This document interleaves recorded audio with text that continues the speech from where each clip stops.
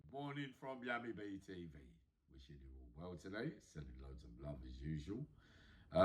Having reflective mode this morning about the past as usual and remembering certain individuals and characters from my times in the Cat A's, and there's been many along the years now. The person I'm going to talk about now, I'm going to name him as Chinky. Many of you will know already who I'm talking about. He's got the sad stigma that he's been convicted of allegedly, apparently, of accidentally knocking over a policeman and killing him, sadly. Whether he denies it or not, I can't remember, but as far as I know, that I thought that he was saying he didn't do it. It was a blatant stitch up or whatever. I can't even remember if he got convicted of murder or whether it was manslaughter or whether they couldn't prove it. So he was a Cat A, and he got something like a 20-year tariff.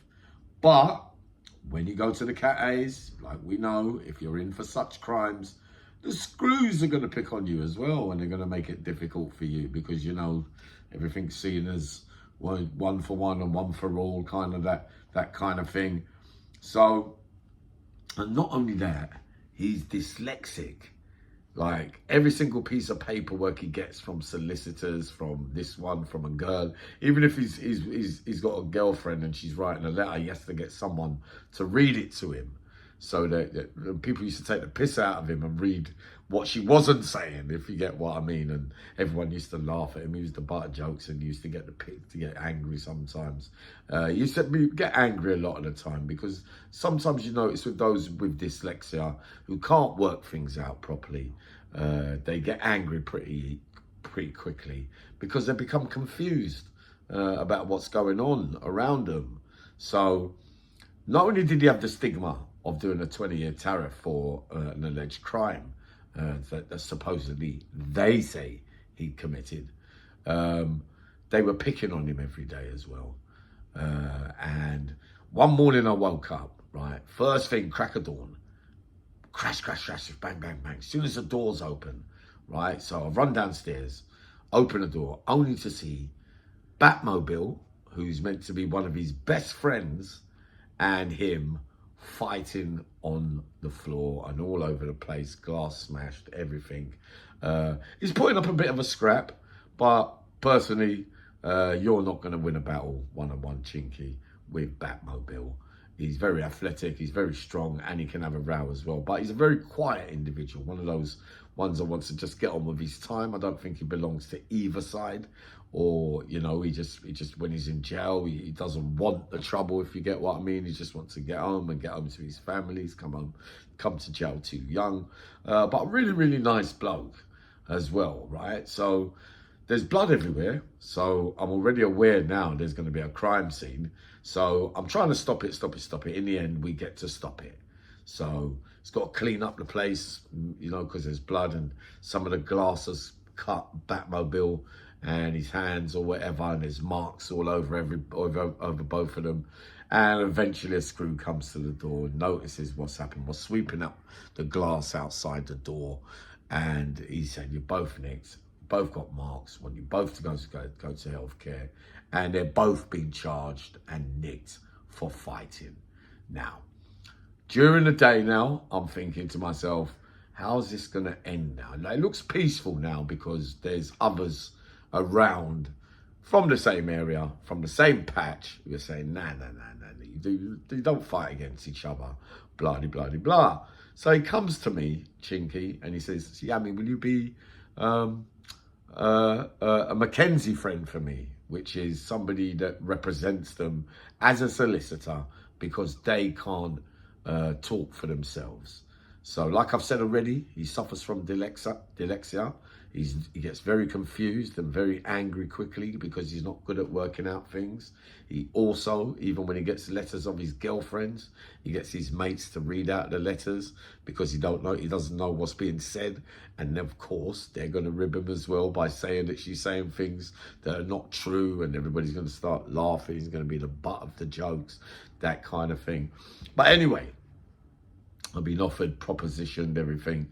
I said, all right, then I'm going to come down. But obviously with Batmobile, I don't want to upset his case, Really, I'm saying to Chinky, you should take it because he's looked out for you. He's a good friend of yours and you started it. So you should be getting him off because he's got more chance of getting out than you. Just saying, because you know that he's doing a 20-year tariff and he's on the book and he ain't really looking to get out for now. It's one of those ones when you get nicked for such crimes, they're going to hold you for much longer than what a normal murderer would be held for, if you get what I mean. It carries more weight to keep you in custody, getting nicked for murdering a police officer. That's the way it works. So Batmobile said, we come up with a plan anyway. I said, nah, all right. We all agreed that I would go in there as a Mackenzie friend, but I would mess up the case somehow. We came with a psychological move where I would try and pull a move, make a mistake, where they would both have a chance at getting off, right? So we had to come with somebody else, pay somebody else. Imagine that, someone close by. I said, we'll get him, pay him, let him say that he was the one that was fighting and it wasn't you, and we mixed it all up anyway. I got to do the speeching, and lo and behold, both parties are happy, not guilty. So this was the kind of character he was. He could fall out with his best friends and fall out with near enough everyone. You know, like I said already, when he gets his paperwork, he runs around the whole wing asking the same questions to different individuals about what does this mean? Does that mean I stand a chance? Does that mean that there's hope? You know, he just needs to talk all day. And what used to irritate people even more is he had one of those squeaky voices. He used to be like, yummy bee, yummy bee, yummy bee. But it was more like really, really not feminine, but like, you know, soft for someone who professed to be so bad, right? And on another occasion, to sum him up as well, someone from London called T, he's out here now, one morning, I'm down the Seg doing my usual month's lie down or something, and I hear the bell go, and I hear the bodies being, and then I can hear the surnames being called. Yep, they're coming from Watch and Wing, from A wing or C wing. It comes across the radio, and I'm thinking, oh no, I'm on that wing. I wonder what's happened over there, who it is, could be. So then I've heard it's one name, then I've heard it's another name, and then all of a sudden all hell's broken loose. I'm downstairs on the ones. I think they're on the twos. They might be on the twos, I can't remember. One might be on the ones, one might be on the twos. But straight away, he's come to the window, Chinky. Yummy bee, yummy bee, yummy bee. I'm saying, yeah, what's happening, Chinky boy? He goes, I might need you again as a Mackenzie friend. Someone's attacked me in my cell this morning. Finding out on who's attacked him, I know, and now this person is not no fool, really, basically. He's pretty intelligent as well. I've had my little mind games with him over the years, nothing too serious, beef-wise, if you get what I mean. And he's taking a piss at the same time he's going, yummy bee, yummy bee. He's doing the same thing, yummy bee, yummy bee. Yummy bee can't save you today. Yummy bee ain't going to be able to do nothing. You're going to have to do what you're going to have to deal with, whatever you're going to have to deal with, and take it like a man. And So basically, they've had a fallout in the morning again, like it normally happens. He's gone into the cell. Chinky's got cheeky, and he's basically given him a few punches and weighed him in, right? So that was that again, another sign of his character. And then we had the famous story, remember, where he came running across the football pitch going war, war, war with one of those other legendary figures from the Bergs and the Jays from that neck of the woods, because I saw a lot of violence from both sides during that time. Very, very sad time, very sad case as well, and a lot of sad faces to go with that. I used to witness them every day. I can honestly say to you, not that I'm judge and jury or I'm trying to speak up for anyone, but I often wondered about the convictions regarding some of it. Very, very strange case, how they could have witnesses behind screens and things like that, and you don't even know who's talking. I got on well with one of them. I really respect him. I used to really like him, Chunky.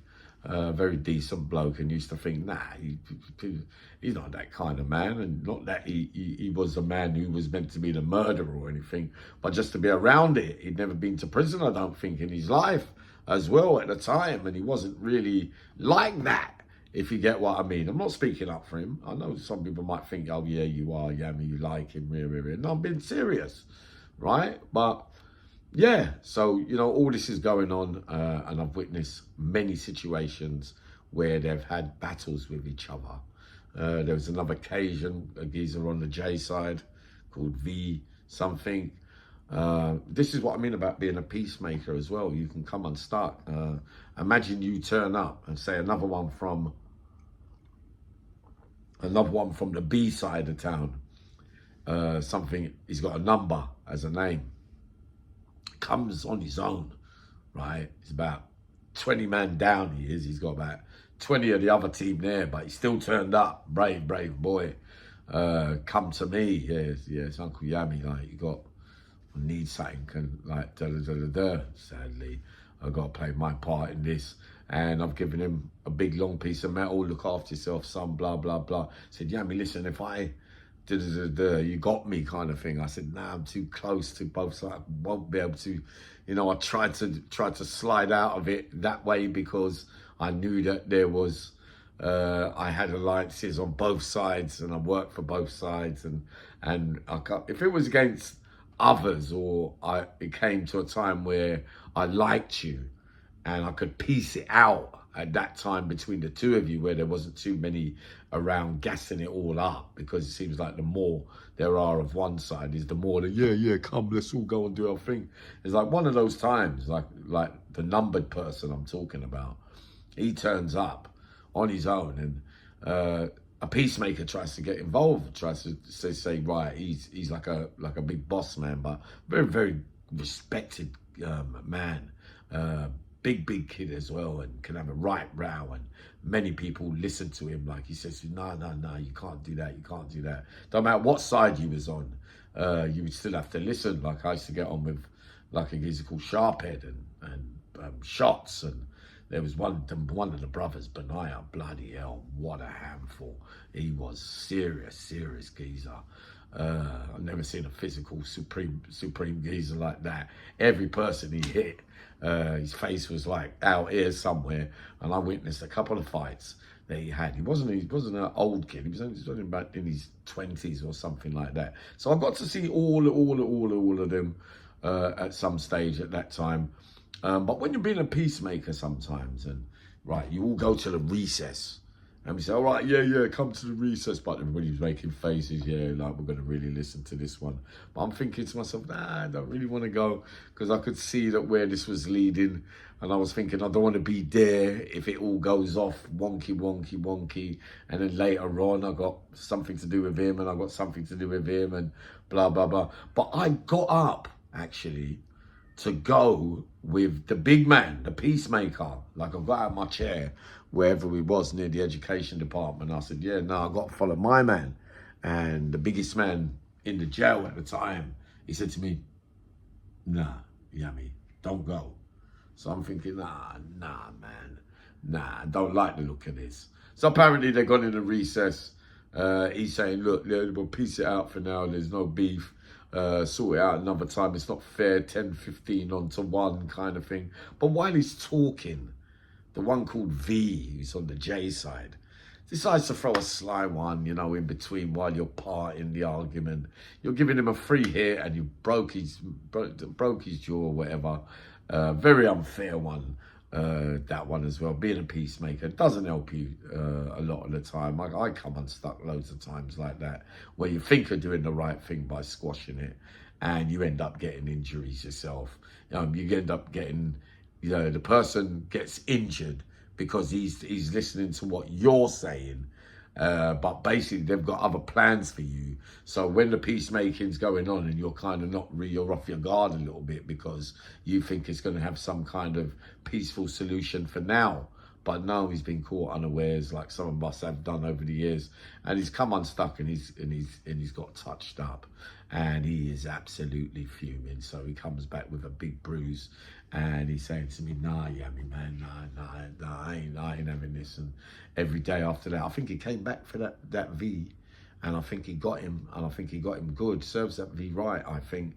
Sometimes you've got to be honest about things. Sometimes, like, when not that anything's fair in the art of war, but when you're agreeing with one man saying, yeah, all right, then I'll come down and piece it up, and then all of a sudden you go down there and go against your word and make the person who's trying to piece it out have egg on their face. It's not really gonna look good, is it, for the person? So for the other fella, the numbers fella who got the clump, to get him back, I think was a bit justified. But then to sum it all up, you know, his character, Chinky, because I did like him. I did have a soft spot for him, and I would go out my way for him, because I know that it was a struggle for him the whole sentence.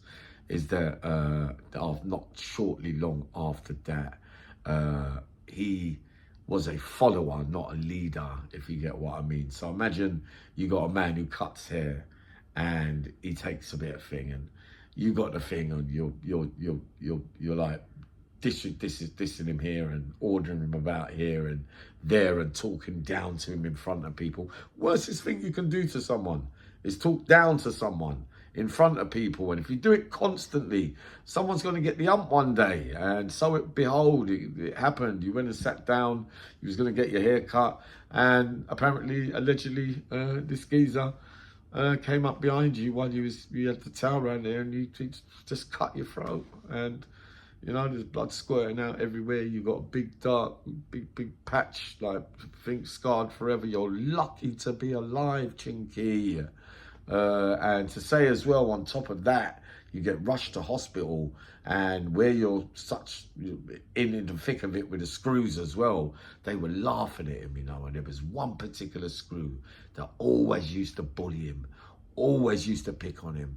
And I'll never forget, you know, shortly after that, after laughing at him through the door, I remember him like being down the block and taking a piss out of him through the door and everything, that you're a wanker, you're this and that, you're not nobody, you're not no man, and, you know, making him feel little. And, you know, poor old Chinky's going to take it even worse, because he can't do nothing, the door's shut. He's wound up as it is, because there's not much for him to do behind the door, because he can't read or write. That makes your time even difficult behind the door. It so happens that he gets let out one morning. He's been saving it up. This has been going on for months and probably a couple of years. The same officer all the time picking on him. One day the moment comes where he catches him when he's on his own, and he gets him. And when I say he gets him, only this time it wasn't Chinky the one doing the crying. It was the prison officer, who was curled up like a baby on the floor saying, please, please, please, please, please, please, please. Do you see what I mean? So you're labeling one way and making his time difficult, spreading rumors about him, trying to get him done here, there, and everywhere. Every single situation he has, you take the mick out of him, and you're thinking that he can't have a fight, he can't look after himself. But on one given day, it was his turn to have the laugh on you, and he got you. All right, he might have got a hiding for it. But just talking and thinking this morning and reflecting about old names and faces who I think sadly are still rubbing it a bit now. So an opening up story before lunchtime. I'm probably going to have a couple of these today, because I'm remembering quite a few things, if you get what I mean. Sending loads of love. Have a good morning.